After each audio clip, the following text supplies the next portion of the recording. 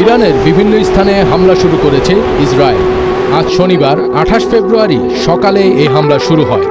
Israeli সংবাদ মাধ্যম Times of Israel ও জেরুজালেম পোস্ট এ তথ্য নিশ্চিত করেছে। প্রতিবেদনে বলা হয়, শনিবার সকালে ইরানের বিরুদ্ধে হামলা শুরু করেছে ইসরায়েল ও যুক্তরাষ্ট্র। ইসরায়েলি নাগরিকদের সুরক্ষিত এলাকার কাছাকাছি থাকার জন্য সতর্ক করা হয়েছে।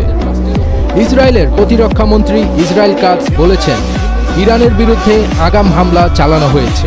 ইসরায়েল এই হামলাকে আগাম প্রতিরোধমূলক হামলা বলেছে। তিনি আরও বলেন, ইরানের বিরুদ্ধে আগাম হামলা চালিয়েছে ইসরায়েল, যাতে আমাদের রাষ্ট্রের ওপর ঝুঁকি দূর করা হয়। এদিকে ইসরায়েলের বিভিন্ন স্থানে সাইরেন বাজতে শুরু করেছে। ইসরায়েলি প্রতিরক্ষা বাহিনী সাধারণ মানুষকে বোমা আশ্রয়কেন্দ্রের কাছাকাছি থাকার জন্য সতর্ক করেছেন। বার্তায় আরও বলা হয়েছে, নিরাপত্তা পরিস্থিতির কারণে সাধারণ মানুষ যেন নিজের নিকটবর্তী সুরক্ষিত আশ্রয়কেন্দ্র সম্পর্কে সচেতন থাকে এবং অপ্রয়োজনীয় ভ্রমণ এড়িয়ে চলে। এর আগে ইরান ইস্যুতে আলোচনা নিয়ে অসন্তোষ প্রকাশ করেছেন মার্কিন প্রেসিডেন্ট ডোনাল্ড ট্রাম্প। স্থানীয় সময় শুক্রবার হোয়াইট হাউসে তিনি বলেছেন, জেনেভায় তৃতীয় দফা আলোচনা শেষে ইরানের